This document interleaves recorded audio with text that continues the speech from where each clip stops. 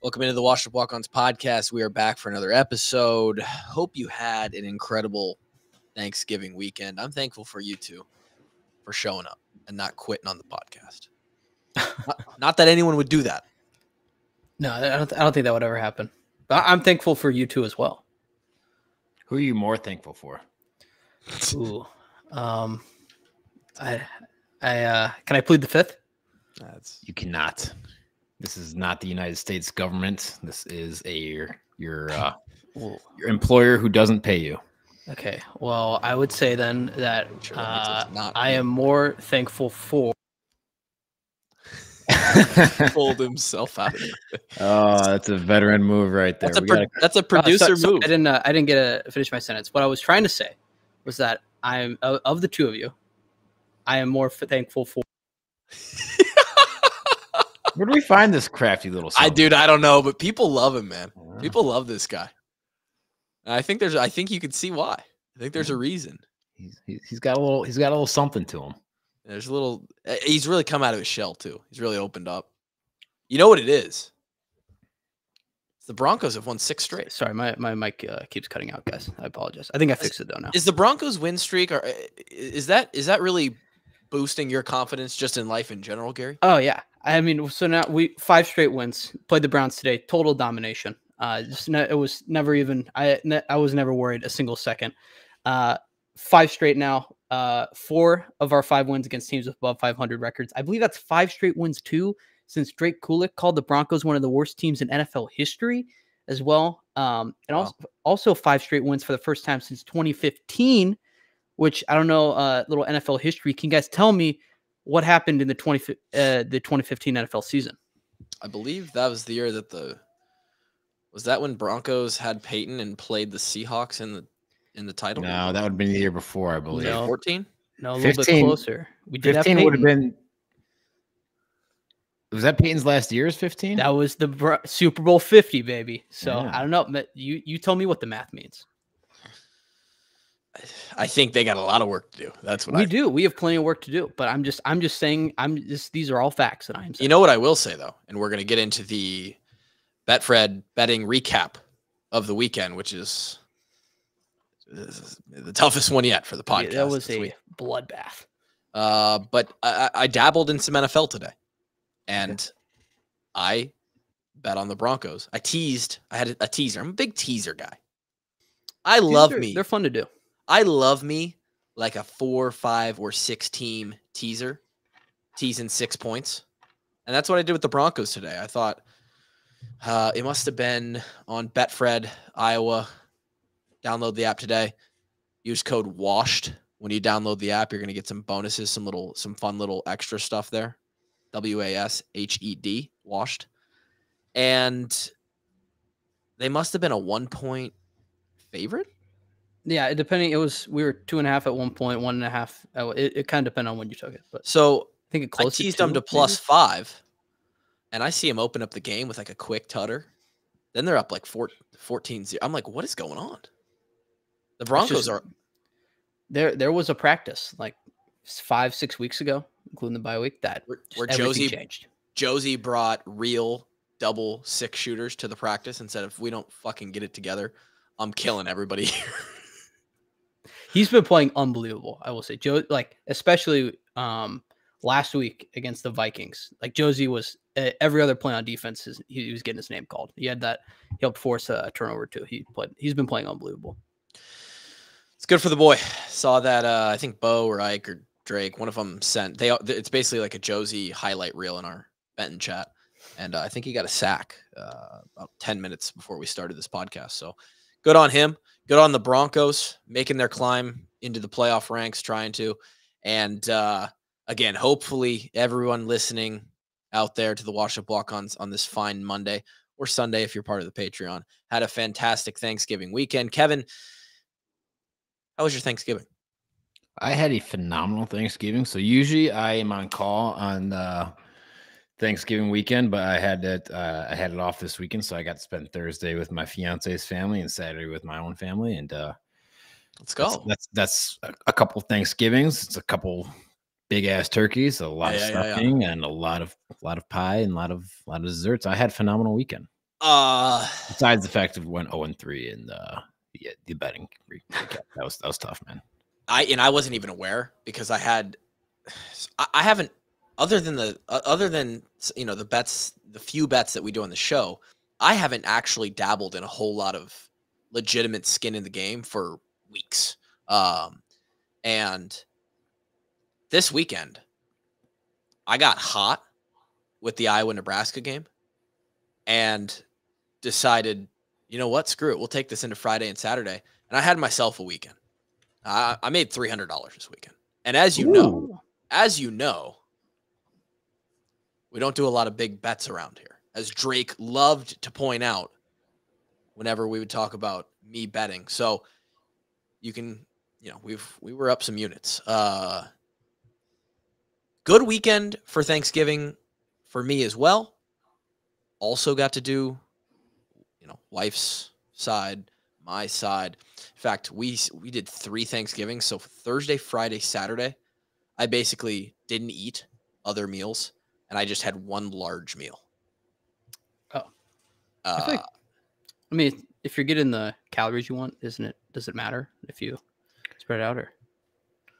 Well, that's the thing is if you're going to eat a Thanksgiving meal, it's going to be quite a few calories. It's going to take up most of your calories for the day if you're conscious of that. So that's how everyone knows it's like calories don't count though this week. Like it's just sure, mentally, maybe emotionally, but physically they certainly do.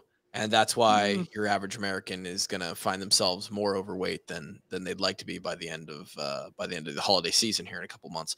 Anyway, Kevin, when you step up to the Thanksgiving line, you grab your plate, you grab your fork. Maybe the fork's already set at the table, but you grab your plate, you step up to the Thanksgiving buffet that various family members have put together, a potluck of sorts. What does that plate look like for you? How's that plate portioned? It's a very traditional plate as far as the type of food you're going to see.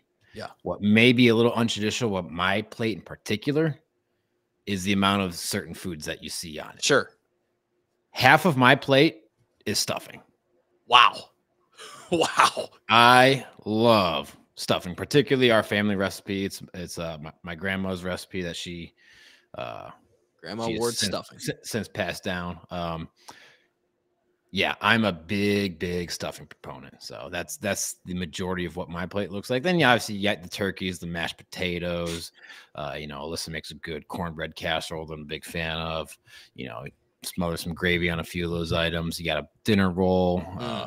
For veggie at the Ward House, we do a peas and carrots deal. I'm not a huge fan of, but it's something. Don't love peas. I like carrots. Yeah.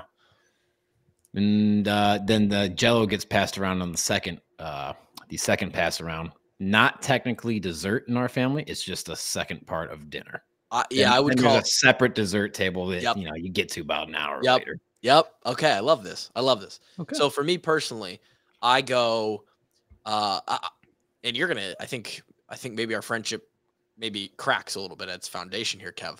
I eat no stuffing, 0. I mean, to each their own, man. To each their own. Right. Now my plate looks like this. I love to go. I'm a huge turkey fan.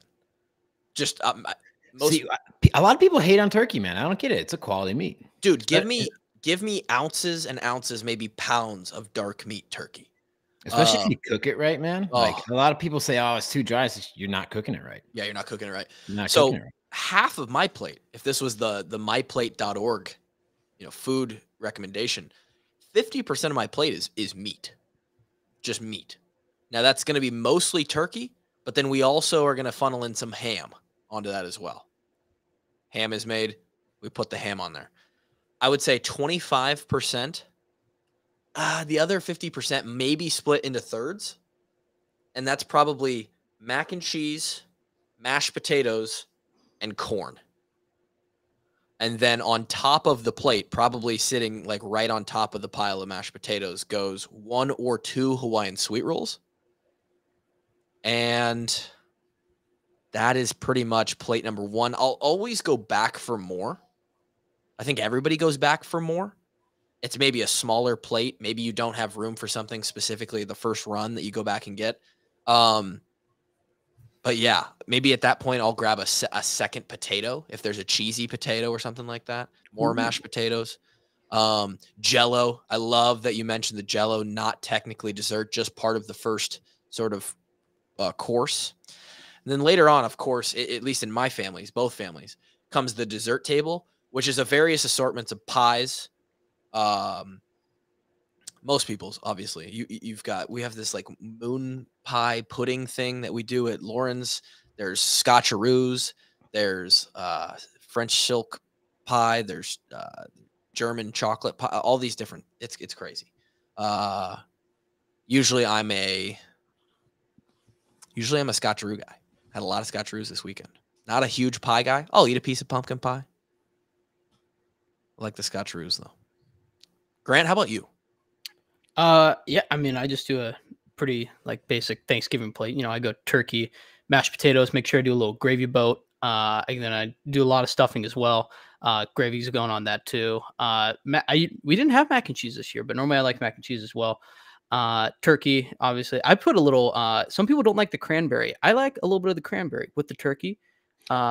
So cranberry gets passed around at our house as well. I'm just not personally a cranberry guy, so I think you just can't go. You can't go crazy with it. You gotta know how to use it. You gotta be smart with it. And then shoot, what else do we even have? A little bit of vegetables to dabble in, but I save a lot of room for like stuffing and potatoes. It's my favorite part of Thanksgiving dinner for sure. Good man. Yeah. All right. Well, hopefully everybody's. And then apple pie. Sorry, how could I forget? Sure. Apple pie after dinner. American as hell. As great Jello things Midwest though. Like I've never had Jello at Thanksgiving. Oh, Jello's There's Jello at every. I feel like every extended family meal I'm ever at. There's Jello. Jello's at our Thanksgiving, Christmas. I'm pretty sure Easter as well. So it might be a Midwestern thing. I don't know. Who knows? And as great as those meals sound, and maybe you have finally gotten over your food comas on this Monday morning or Tuesday morning that you're listening to this show. What wasn't great was the betting recap for the Walkons. We've been doing pretty good this year. For the most part, Kevin, myself, and Grant, all right around like a 2-1 week. Week after week after week. The boys collectively went 1-8 in our 9 picks this past weekend. We'll talk about it quickly. Hey, we lose together, though. We do lose together. We're a team. Grab your Betfred Iowa app today and don't listen to us, I guess, but bet responsibly. Try and make yourself some money. Recoup some of the losses that you spent on that Thanksgiving meal. Again, code WASHED. Grant, what were your picks?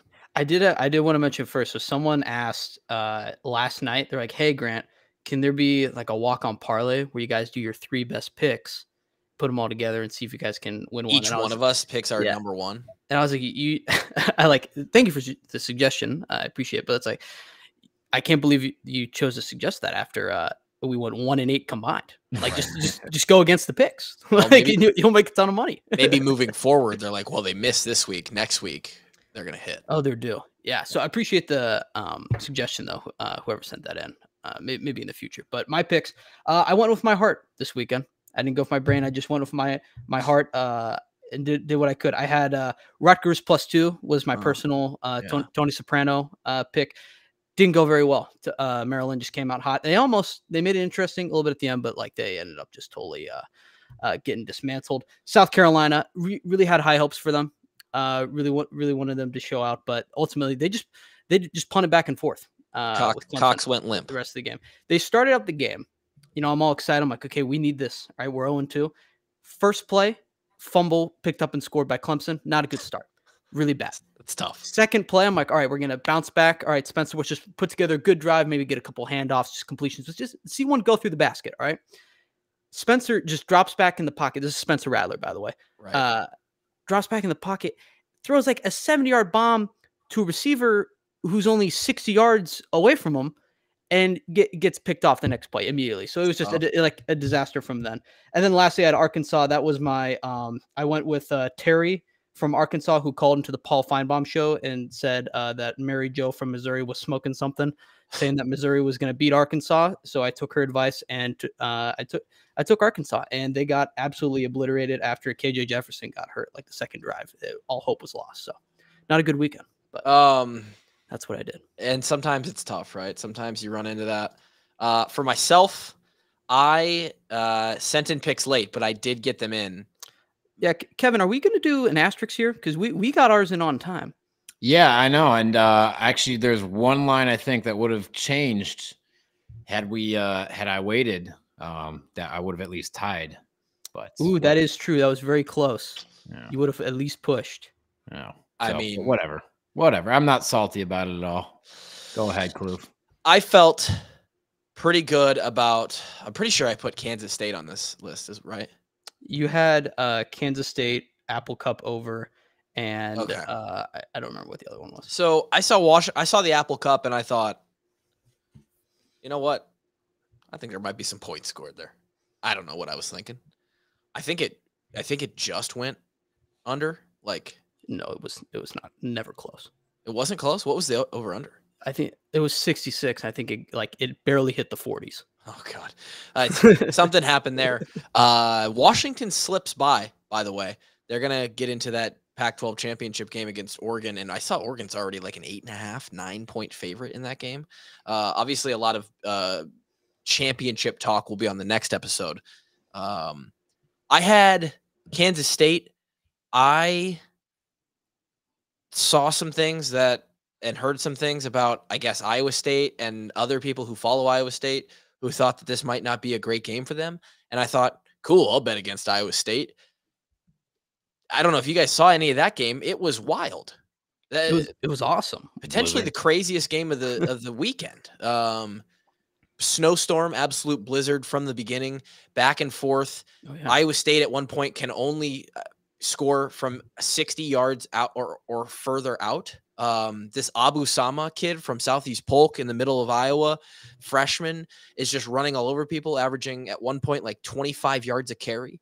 Nobody could tackle, and it ends 45-38 or something like that. Iowa State actually wins the game outright, and good for them. I think that guy who had like 3 teeth and said Campbell was on the hot seat after they played Ohio, or middle of the Ohio game, trying to fight him. I think that guy really turned their season around. I think you can give him most of the credit actually for them figuring stuff out this year. I did hit one. I am the one of 9 picks that hit this weekend. Arizona's a football team now. They can play. And I believe they were minus 12.5, and then they crushed Arizona State. So you had minus 10, I think. Oh, wow. I got it all the way at minus 10. It didn't matter if it was. No, they absolutely 40, murdered. But, yeah. So there's my one. And then Kevin, I don't know what your 3 picks were. So I started off with Thanksgiving, the Egg Bowl. I sent my pick in early, got Ole Miss at minus 11. They win by 10. If I had bet it the day of, would have pushed. If I got that Kluver. Well, you didn't send it early. You just sent it on time. I sent my picks in on Wednesday afternoon. So it's not like I sent it. Whoa. That is not true. That is true. It's Wednesday night. Well, I posted that graphic Thursday right before the Egg Bowl. Okay, I was like, I have to post it before the game. Then I posted them immediately after that. Grant texted you Wednesday night. Kluver, do you have picks for this graphic? Okay, so it was Thursday. Let me look. No response after that. Thursday morning. If all I'm saying, like, it got down to 10. If Kevin picked it at before, like Kevin could have gotten it in at 10. I picked no games that played the day of. So there you go. Just saying, lines move, man. If you had to be on it's not the day of thing is not the question. Regardless, we went to the game after that for Ohio State, Michigan under 46.5. Looked good early. Defense is playing well, and then kind of fell apart there. So I think that game ends up going to 54. And then I actually pushed my last one.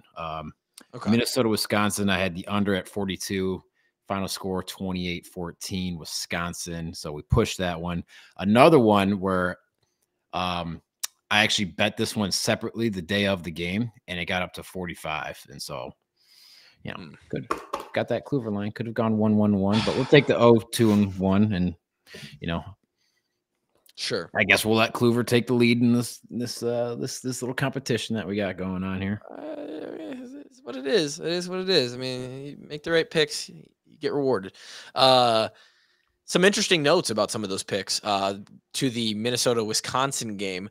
Wisconsin wins that ball game and technically keeps them out of bowl eligibility. However, because there's 116 bowl games now, I believe Minnesota slides into a bowl position with a Hawaii last-second field goal somehow.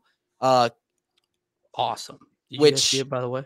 I saw it. I don't know if Kevin saw it. It was. I saw it on Twitter. Yeah. It was a fire call. Like no, that didn't need to happen.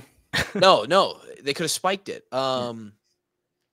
57-yarder kid drills it on a walk-off, and that means that Colorado State does not become bowl eligible, which means that Minnesota was the next team available to slide into the bowl spot. Another happy news for the podcast here, the adjacent JMU podcast. JMU will be bowling this year.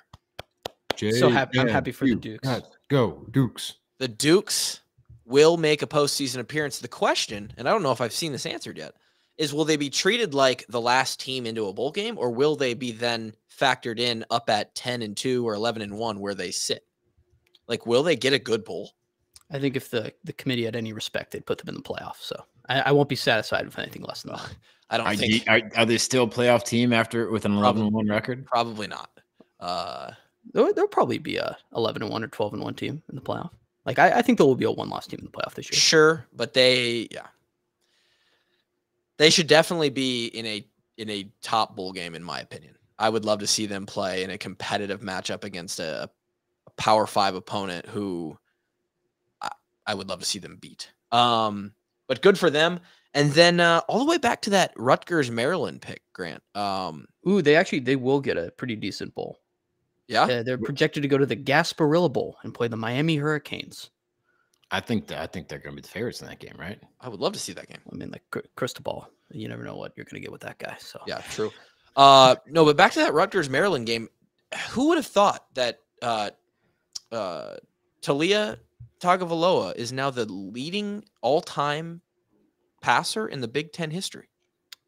Well, I mean, how long? He's been there a long time too, hasn't he? Yeah, I feel like he's been there since like 18 or. I feel like he's been a redshirt freshman for 6 years now. That's true. All these kids get 6-7 years. You're kind of a sneaky that he crept up into that spot. You just wouldn't think him. Who did he take it over from? Was that probably? I have no idea. Grant, look it up. I'm going to try to think of some names here. JT Barrett sounds like it could possibly be. I'm guessing that he passed for a career passing or a single season. Career all time. I believe. Yeah, Big Ten passer. And I'm guessing that's yards, right? It's got to be. Yeah. Yeah. I would guess it's an Ohio State quarterback, but they just feel like they have quarterback talent all the time. But who knows? Oh yeah. I would be shocked if you got number 2. Who is it? Give me the era. Is it Kirk? The year was 2008. So they played quarterback from 2005 to 2008. Well, I think I heard you about to say Kirk Cousins. Was it Kirk Cousins? It was not Kirk Cousins. Who did he play for? Purdue. And it's not who you think it is. Well, it's not Drew because Drew played way over back. Yeah. Drew Brees number 4 though. Drew Brees number 4. Man, I don't know. Purdue from 05 to 08. I don't have any recollection of that period. Give it to me. Asterisk next to it. I don't know why. Curtis Painter. Painter. Oh my God. Curtis Painter. Round out the top 5 for us there. All right. Number 1 is Talia. Number 2, Curtis Painter from Purdue. And number 3, Adam Weber from Minnesota. Number 4, Drew Brees from Purdue. Number 5, Clayton Thorson from Northwestern. Clayton Thorson is 5th? Really? 2015, 2018, he threw for 10,731 yards. My God. I feel like there were some not good offenses in those Wildcat days. Do you guys want to guess the highest Iowa quarterback on this list? Oh, who played for? It is number 15, in case you're curious. 15. Chuck Long would be my guess. That is correct. It is Chuck Long. Yeah. Good call, Kev. The older Hawkeye fans listening right now are silently snapping their fingers. Snaps for Kev. Snaps for Kev. I mean, Chuck Long shouldn't be that hard of a name to grab, though. No, you're right. Not a ton of competition either when you're talking about Yeah, Stanzi would be up there probably for as far as Iowa all-time leading passers. Yeah. Like you think about the great QBs. Brad Banks was only there for a year, right? 1 year, right? Yeah. So it's like a lot of rushing yards too. Let's see what else I got going here. Yeah, that's basically it. Oh, before we will get to the Nebraska recap here, but there's just a lot going on. The season's coming to a close. Did you guys see this? It's Kevin, for the pod in general, an all walk-on kickoff team. This was 2 weeks ago, but A&M sent out an all walk-on kickoff team, and they went down and laid the hammer.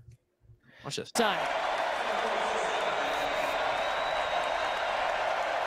Just a bunch of white dudes that are just I think a bunch of white dudes.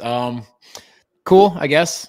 The little sisters of the poor. Gotta get them their playing time when you can. Apparently that move got Jimbo fired because I think he got fired about 8 hours after that. He did. That happened. So, but hey, shout out to them. They got their moment. They took advantage. Have you guys seen speaking of the wild back and forth of Mark Stoops was going to be their coach, and then he wasn't going to be their coach, and now allegedly he flew to there was. Is that real? I don't think it was real because the account I don't think it's it has a lot of followers, but I don't think it's an actual like a flight tracker account. Yeah, there was some rumors going around on. Yeah, where's Lexington? Or Kentucky and Lexington? It is in beautiful Lexington, Kentucky.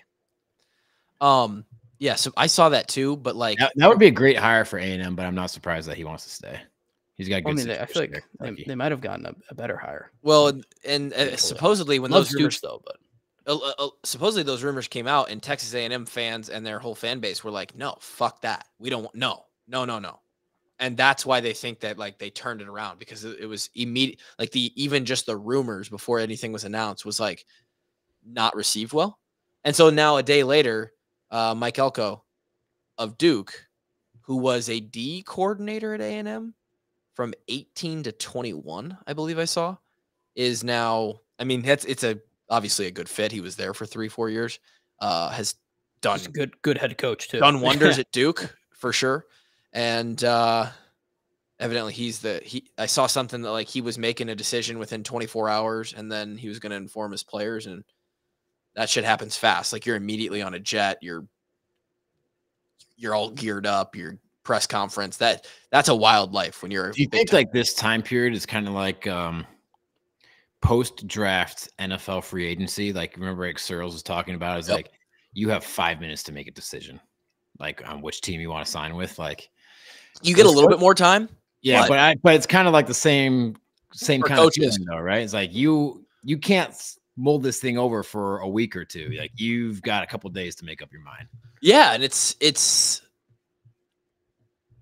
why these coaches are I saw Rule talking about their DC. He was reached out to about some head coaching jobs already, and that's a tough thing. You're coaching a team, and you're being it's a weird ordeal. So yeah, definitely weird. Do you guys do you have any comments on the other Big Ten coaching stuff? Either Michigan State getting their coach, Michigan State grabs Oregon State's coach. Good. I think that's a good hire. I think it's a really good hire.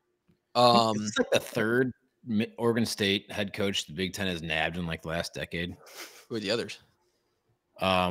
Mike Riley came from there. I'm pretty sure, right? I think you're right. I want to say there was another guy, or maybe it was who was the before Paul Chryst, the Wisconsin head coach. I think he came from either Oregon State or Washington State. I have no idea.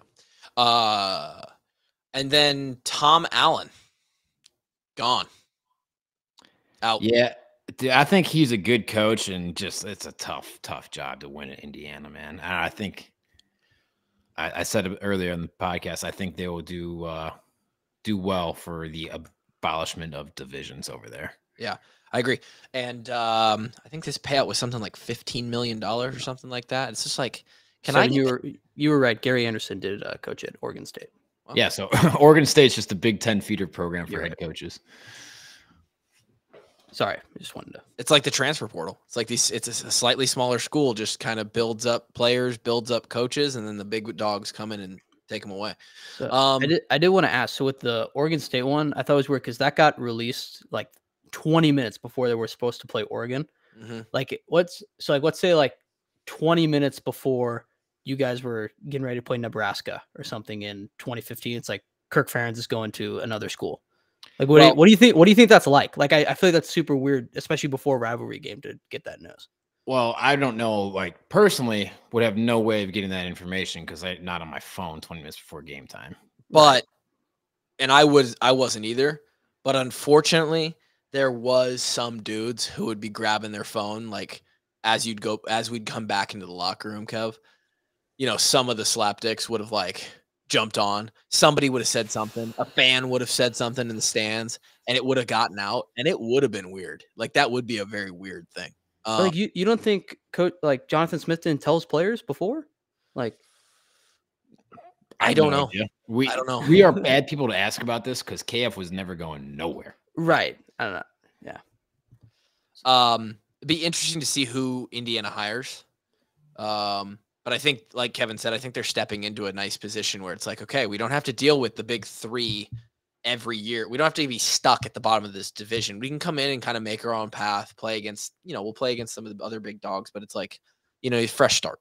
Yeah, I'm surprised. I thought a win over Purdue would have gotten him to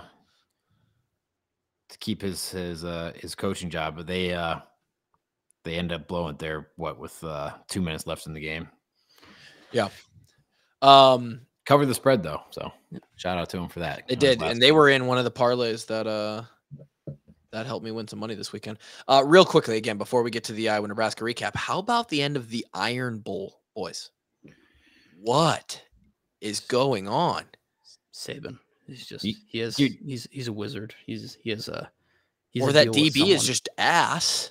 I mean, it's 4th and goal from the 31-yard line. And they let a prayer drop to win. Like, come on.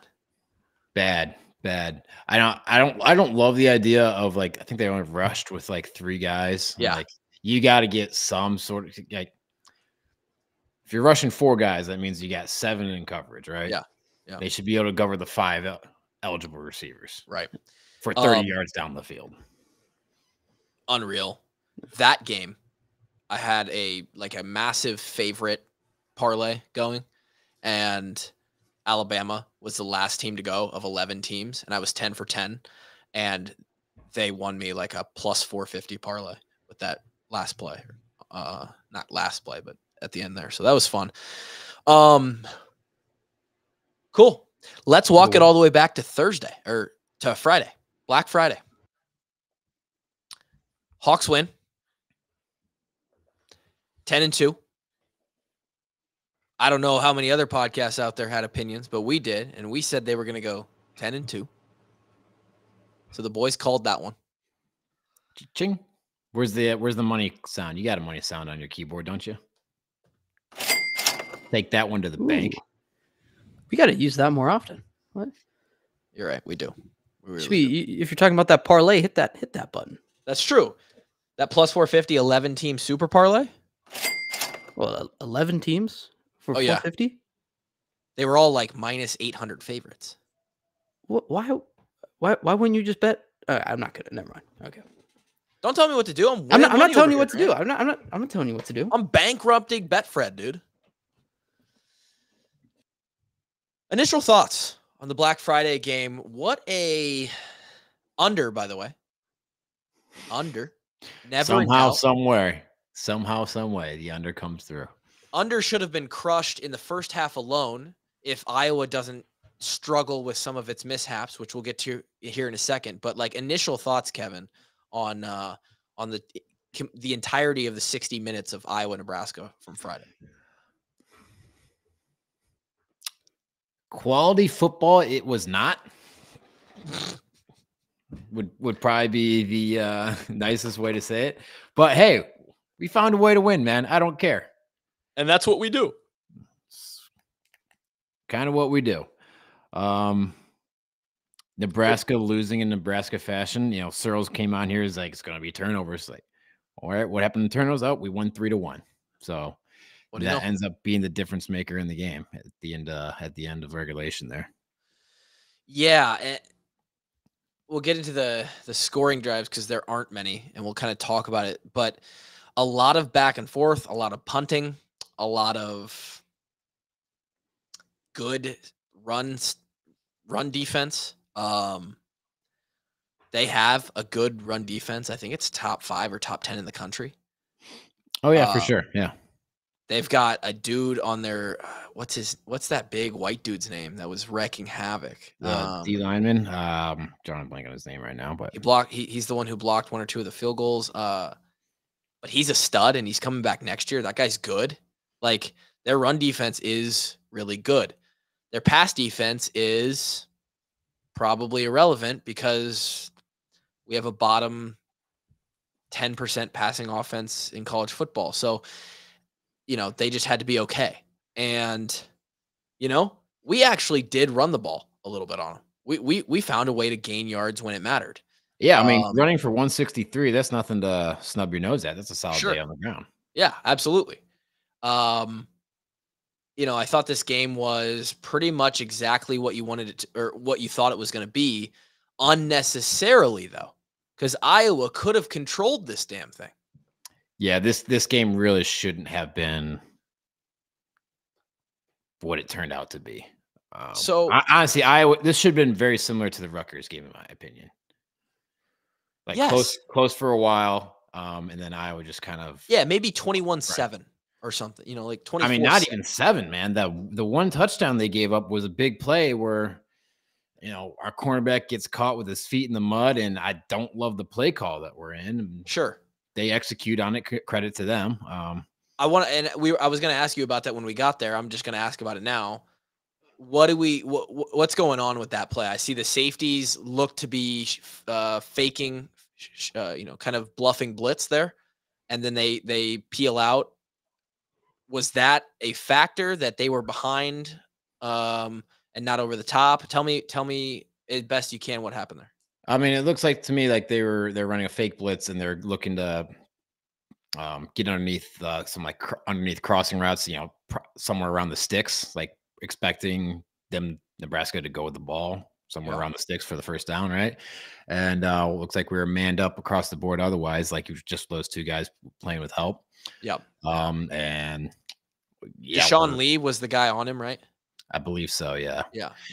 And playing man to man in the slots, real tough. It's so hard. But you know, like, he's sitting on it, like he's expecting some sort of short route, like something. I think it was like a 3rd and 12, right? So he's expecting he's expecting a 10 to 15 yard route, and he doesn't get in his back pedal, and he just gets run right by. And credit to them, he threw a good ball, and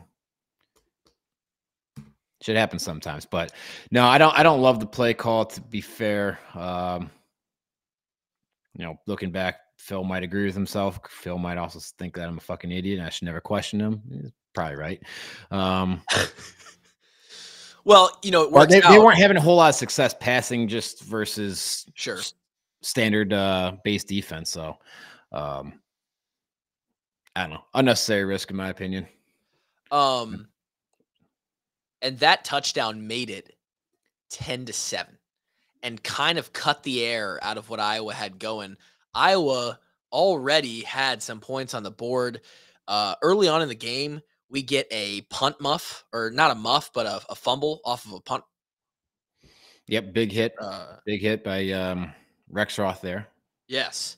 And that turns into I think we run a really nice play and we get into a 1st and goal situation, and we come away. Don't we come away with 0 points early on? 0 points. Yeah. So we get the ball at their 17, one Caleb Brown runs, gets like a 10-yard gain, and then we go nowhere from the 6-yard line. And then that's where the delay of game turns into a blocked field goal. Kind of looked like to me like the operation team, snapper, holder, kicker, took their jolly good time with getting set up to me. I've got yeah. So let's just go over that right now. Since I'm the social, the Twitter guy, that amongst the specialists that have played at Iowa or people that are relevant to special teams at Iowa, and I'm the most active probably of recent memory, I'm the one who gets tagged when some shit like this happens. Like we get 2 field goals blocked, and this is something you can actually speak on with authority. It's about the only thing, to be quite honest, in my entire life that I have any authority on. Yeah, CrossFit. Well, yeah, irrelevant. Shaving your head, stuff like that. True. Not only did we get 2 field goals blocked, but we had one blocked at the end of the Illinois game. And we kicked 2 kickoffs out of bounds. We, meaning Drew. So what's going on with the kicking team? What's the issue? Is it Drew? Is it any specific guy? Is it the line? Here's what I was able to tell from going back. And I spent about 30 minutes watching both the 2 blocked field goals, the one that went through and the game winner today. Here's what I can tell. On this first one, when we get the gift that Nebraska gives us, and it's like, oh my God, these are the things that help you win games. Like we blocked the punt in 21. Marquise blocks that thing and it lands in, I think, was it Kyle Fisher's hands? He runs it in for a touchdown. Those are the things that win these games against Nebraska, against teams like, these tight games in the Big Ten West. You can't get 0 points there. You can't have penalties, first of all. On the first kick, here's what I can tell. It was a good snap and a good hold. In fact, it was exactly what you want out of a snap and hold. It was right to the spot, and it was 12 laces. The operation from the snap and hold, timing-wise, was good. I think potentially Drew was a touch slow. He was not slow enough that it should have mattered. However, this is a hard word for me to say, trajectory on the ball was a little low. It was too low. I understand that it was a windy day, and obviously that came into effect. You could tell going one way versus the other way. Especially, you could probably tell mostly with how Torrey was punting. Like, wow, Torrey's not punting 50. Like, he couldn't hit that thing farther than 45 or 50 yards today. Well, also pretty cold day, right? First of all, it's like a wind chill of like 13 when the game started. We've talked about the leather compression on a football when you're trying to kick it. That thing is a rock when you're kicking these temps. Then you add in like the 15 to 25 mile per hour gusting winds, especially if you're kicking into that. It's a fucking bitch for a specialist to work around. So I think potentially, this is just maybe an answer for the low trajectory of his kick. Maybe he's trying to punch that. When you're short and you've got a small distance to cover, if you can punch it through the wind and just take out all, it's very easy for a kicker to do that within 30 yards. You then throw in the fact that when I watched this replay, this guy just so happened to perfectly put his hand up at the exact right time in the exact right spot. It wasn't even a wall of people. It was just one guy perfectly got his hand in the right spot, and you get a blocked kick. So actually not as bad as I thought. On the second made field goal, everything was good. Everything was actually good. Kick height, operation time, snap, hold, everything was good. On the third one that got blocked again, which I believe was after we dropped a touchdown pass. Dropped a touchdown. A perfect throw from Deacon Hill, by the way. We can't drop touchdowns. Okay, we can't drop balls, but we certainly can't drop touchdowns. Okay, and I'm not a receiver, never was. I understand it's not easy. It's cold. Holy shit. If it hits us in the chest, we need to catch a touchdown. And that he knows it. Everybody knows it. It's not like that's a secret. So we get the field goal, and it gets blocked again. And now people are like, what the fuck? Because at this point, he had already kicked one out of bounds. I can't speak to the kickoffs out of bounds. He did it going both ways. The second time was out of half. I think he was in his head. He had 2 blocked kicks and 1 kickoff already out of bounds. I think that was a mental thing. I think the first one, and I could be wrong, was maybe the one going into the wind. Again, keep it low, punch it a little more. You punch it into the wind, and sometimes that wind wins, and it just pushes it right out of bounds. Second blocked field goal, the lineman absolutely got torched. Yeah. The protection looks suspect at best on that one. Both of these field goals, by the way, are something that a field goal team does that's called tackle over. What does that mean? It means if you're close enough and there's a sort of a severe angle, the angle at which that ball is coming out is not so straight. It's pretty off to one side. So what the defense will do is they will put an extra guy to the field side, the wide side of the field, because they know the ball is being kicked that way.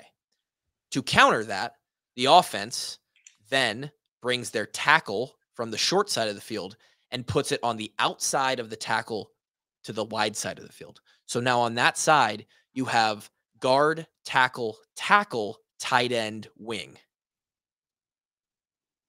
One more blocker to help, combat there. One more rusher. It could be, it shouldn't be, but it could be that having to mirror your job of your 2-step plant and, put your hands on the guys you're supposed to put your hands on, fuck them up. It shouldn't. It's not that hard. They've practiced it plenty of times. That could have something to play into the blocks. But nonetheless, even though it doesn't make you feel any better, I actually am not so worried about Drew Stevens after watching the tape. I feel a lot better than I did coming away from that game on Friday. Take it or leave it. That's my opinion.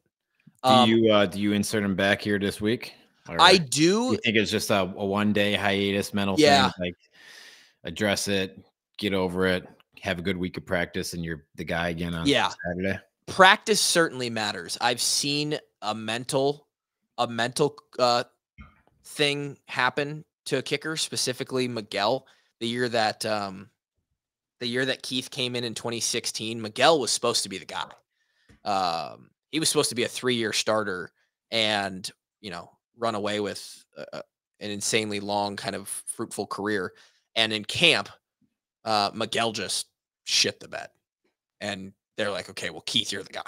Like, Keith, you have to kick. It does become mental. It's a yips kind of thing. Is what it is. If you see good kicks go through the post this week in practice, Kev, I would say put Drew back in. But Marshall Meeder, holy shit, buddy. You get the call up. I don't know if you guys have ever stood. Well, you have. Just imagine you standing in the stands, being completely frigid, bones creaky, after 3 hours of sub 20 temps. Think about how, like, when you go to like text somebody on your phone, your fucking thumbs don't even work. You can't even move your thumbs to the right buttons. That's like what your legs are like. I have to think about moving each one. And he comes in and has to kick. Them heated benches are pretty nice, though. I'm not going to lie. I mean, they're nice, but they only do so much. Oh, I wholeheartedly disagree. I've come off some of those cold weather games on those heated benches. My hamstrings are looser than they are in fucking August. Maybe the hamstrings, but the bones, just the biomechanically, it just feels a little clunky. Yeah, maybe. Put on top of that the emotional sort of mental side of, oh, I'm just inserted in game 12. Yes, that is the wild thing. It's like you have not seen the field all year. It is literally 4 seconds left in the game. Hey, you're in. Yeah, I would say mentally, the situation was actually more of a factor than him being physically unprepared, which was already a pretty big factor. So shout out to this kid. He played at like Western or Central Michigan. Central Michigan, came into the program like in camp, basically, because Aaron Blom lost eligibility because he was betting, and he's a hero. He joins Keith and Legend and Miguel as players who just in the last 5 years have hit a walk-off field goal against the Huskers. And I love that I don't love that it comes down to that, but I love that we're on top of it every single time. It's incredible. It feels good, and it's got to be absolutely gut-wrenching to be to be a Nebraska fan against Iowa. You just are getting your heart torn out every year. And to make the story even better, obviously they rush the field, they celebrate like this kid has been with the team for 3 months and he just kicked a game winner in the fucking Black Friday game. He goes to the podium after the game, and through like emotional, like being choked up, he talks about how great of a guy Drew Stevens is and how he wishes that it was Drew's moment. Dude, this team is more together, dare I say it, Kev, because of what they've gone through, than the 2015 season. I have suspicions that this team could be the closest team ever under KF, and I have some stuff to maybe by all the things that we see on the outside. I mean, could very well be true. They sound like a very tight-knit group. To wrap that up, by the way, people were probably very nervous after 2 out of our 3 field goals had been blocked on that final kick. Everything looked good from the holder and the kicker perspective.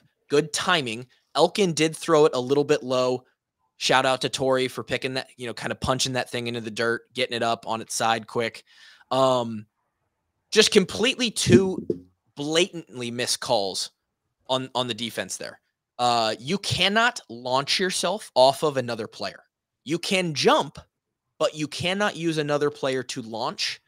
2 Nebraska players right down the middle clearly put their hands on like a teammate and one of our guys, and the other guy was on 2 of our guys and just launched themselves. Luckily, it didn't mean anything. We get out of there with a victory. I have any other thoughts, Kev?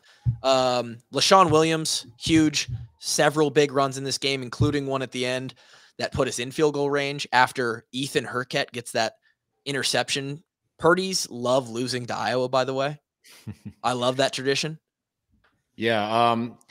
Overall, like not the cleanest game that we could have played. Obviously, I think if we played cleaner football, like we want to do, like we should have controlled that game from the first half, and it really shouldn't have been close at all going into the fourth quarter. But overall, win's a win. Like they found ways to make plays when we needed to make plays, and Nebraska found ways to do what Nebraska does, and that's fumble it late, turn it over late, just find some way to lose, versus the Hawks just find some way to win. So I have a really good actually graphic pulled up for that as well. I don't know if you guys can see this. You guys can take a little pander at this as I go on a quick monologue here, a little conspiracy down the rabbit hole monologue quick about this Iowa team and sort of some of the mantra, some of maybe the mentality that they are carrying through this year. So last week after Iowa beat Illinois, you guys may not even be able to see this. It might not quite be big enough. This is for those on the YouTube, by the way. Give us a like on the YouTube. Put a comment down below. It helps the algorithm. This is Nebraska's final offensive possessions when tied or losing by a score or less in the last 6 years of football. They have only come out of those 28 games with 1 win. It was against Northwestern, where they were tied 10-10. In their final drive, they kicked a field goal to win the game. And it looks like they started at the Northwestern 49. Does that say? That's correct. Yeah. So, and well, I guess they did drive it down to the 7-yard line to kick that. Every other game ended in a loss, and they only scored on 3 of those 28 final drives. So they're just really good at losing football games or finding ways to not win. Incredible graphic here.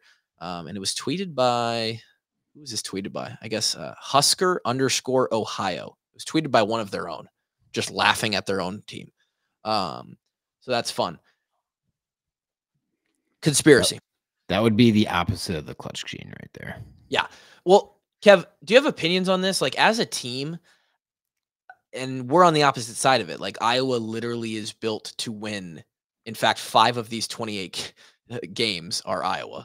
No more. Nobody else on this list, opponent-wise, has more. Wisconsin's on there 4 times. Northwestern's on there 4 times, but Iowa's on there 5 times. As a team, like, or as a coaching staff, I guess, with Rule, how does a program go about learning to win close games? What are the action steps you even take? Like, because they clearly, it's a pattern. It's not random at this point. Like, what do they have to do to, like, do they just have to get one and feel it? To be honest, man, I have no idea. Like, it would make sense if it's like a team that's never in close games, or you're either blowing teams out or getting blown out. Like, you don't have to deal with like the nerves that towards the end of the game, like, hey, this is our last drive, we need to convert here or we lose. But I can't explain, like, if you're always in close games, you should be comfortable in close games, right? You would think that's why Iowa, like, we win a lot of 1-score games, because we're in a lot of 1-score games. You get good at what you do a lot of, right? Yeah. You get used to that environment, used to those feelings. It's like, hey, this is just another Saturday for us. Like, we would feel weird if we're like 5 minutes left in the game and we're just running out the clock. You know? I guess the answer here, Kev, is you look at the culture, right? Because Iowa and Nebraska have been in probably as many 1-score ball games late in the fourth quarter as each other over the past 5 or 10 seasons, whatever. One literally makes their living, Iowa, winning close ball games. The other does the exact opposite. Many times it's against each other. And I think this just speaks to the Iowa culture and the culture. Yeah, I mean, it's there's way more data there than so that you can't just say that it's just luck and the way things turn out, you know? Right. There's got to be something there to point to that overwhelming amount of data of why Nebraska loses so many 1-score games and Iowa wins so many. Right. How do you quantify it? No idea. Too hard, too many factors, but there's a correlation for sure. Leofee. Leofee. I want to share a tweet by Cooper DeJean of him retweeting the Hawkeye football account. It's a picture of him after the Illinois game kissing the West Division trophy last week on November the 18th. All he says is, I love this team, and hashtags Leofee. Leofee. Okay, cool. So he hashtags an acronym that no one, at least at first glance, would understand what that means. Didn't think anything of it. I saw it, didn't think anything of it. So then, after the game against Nebraska, we see this. Unbelievable graphic by the Iowa graphics team, by the way. Oh, this is ultimate troll job. Now, again, I don't know if I don't know. How do you fucking, like, zoom? I don't know how to zoom. I'm a boomer. The Command Plus. Command Plus? I mean, is that the same on? Do you have a keyboard? I do. Try it out. How do I fuck? No, it's not working. Let's see if I can do this. Regardless, this is the maybe. This is the graphic that says Hawks win. It's edited. You can kind of tell that it's been washed over by a graphics team. It's the Heroes Trophy being carried off the field. And in the background, it's the stands of Nebraska. And it says NCAA record 396 consecutive sellouts. But the sellouts has quotations around it. As in, you guys aren't selling out the stadium. You're just buying all the tickets, but you're not actually showing up in sellout fashion. You go down a little bit to the next level, where the next row of signage in the stadium is, And this one was just purely added. It just says 7 straight years without a bowl game appearance. No, I think that's a real banner they hung up. Actually, You think they put that up there? I thought so. I mean, now what you guys can't see in this, but just look at my cursor. Next to that 7 straight banner is a black banner that has a train on it, and it says the train keeps rolling. Underneath that, in very, very small letters, Leofee. Leofee. So now I'm like, okay, this is a thing. Not only that, but take a look at this. If we go to Abdul Hodge, this is conspiracy. I'm going down the rabbit hole here. yeah. I'm on the edge of my seat right now. I have no idea where this is going. If we go to Abdul Hodge, oh no, let's go to, it's on Kelton. Kelton Copeland. I'm guessing FEE stands for fuck everyone else. I don't know what Leo stands for. Yep. Oh no, we want the next picture. Let's go here. Up here, under their sweatshirts, they have, again, the train keeps rolling. On this shirt, it says, I see the train coming around the bend. And this is a team-issued shirt. So this train thing, and this LEOFEE is something that they've grabbed onto within the program this year. Something that they have made their, I don't know, their creed. I'm not really sure what to call it. Their motto for the year? Their motto. Their inside little, this is our thing. Wow. I don't know the significance of the train. That could be from an off-season thing where they read a book or they made it. I'm not sure. But I'm pretty sure the LEOFEE means love each other, fuck everyone else. Or fuck everything else. Everyone else. It's most likely everyone else. I like that.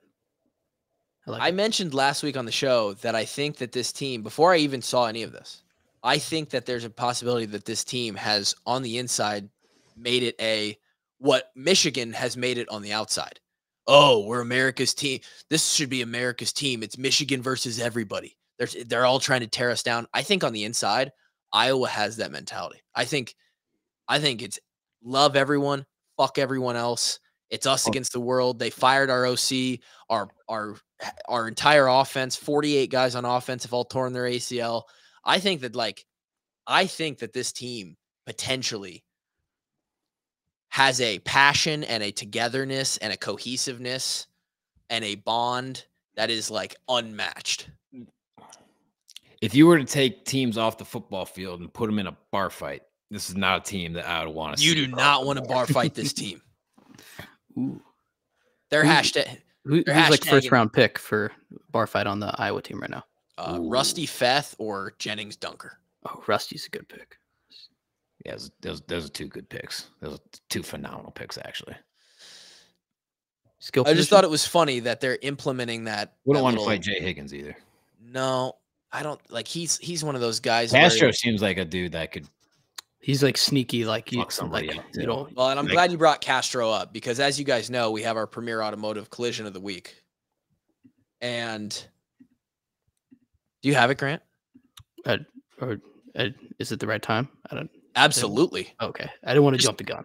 Castro's up on the edge here. I don't know if he's playing down. Kev, tell me what format, like what we're doing defensively here. All right, so it looks like we're in cash.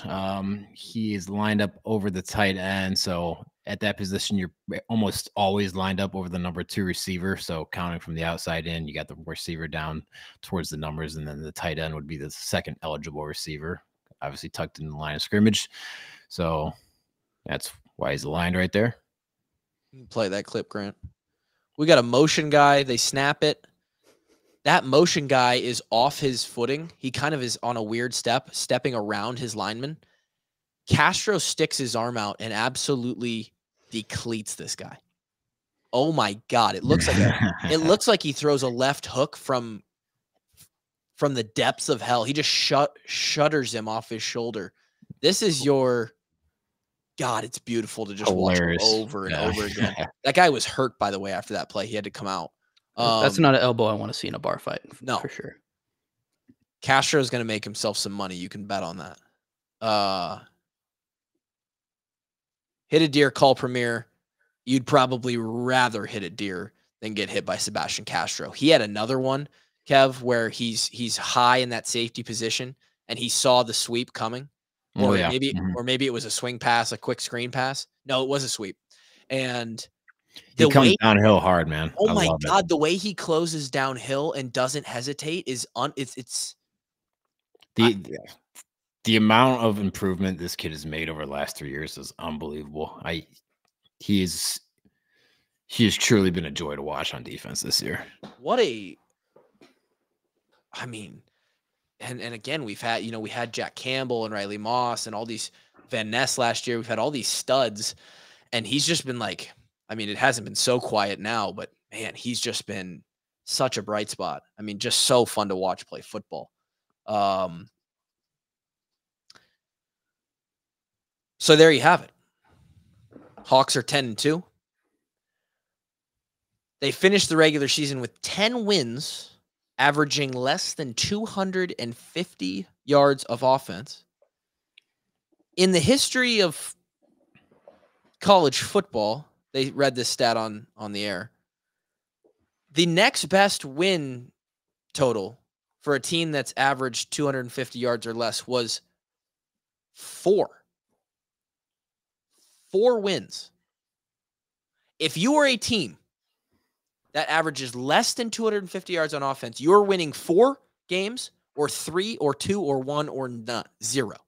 Unless you're the 2023 Hawkeyes where you win 10. That is the most absurd stat I've ever heard in my life.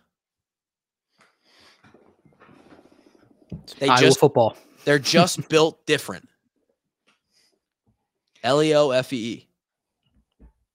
Just win the fucking game, man. Just win the fucking game. Finally, before we wrap this podcast up, one of Kevin's bets was the game this weekend, Ohio State versus Michigan. It was the deciding factor on who the Hawks will face this upcoming Saturday in Indianapolis, which I'm sorry to report the Walkons, the brand, will not be there. Grant may be there himself individually. I'll be there. Grant will be there. I'm determined. I'm excited. The Walkons will not, for various reasons. Michigan gets the better of Ohio State for the 3rd year in a row. Probably the worst of the 2 matchups, in my opinion, for the Hawks. Not either one of them is great. And it will be a rematch of the 2021 Big Ten Championship in Indianapolis on Saturday. Any quick preview thoughts before we wrap this episode up? Fuck Michigan.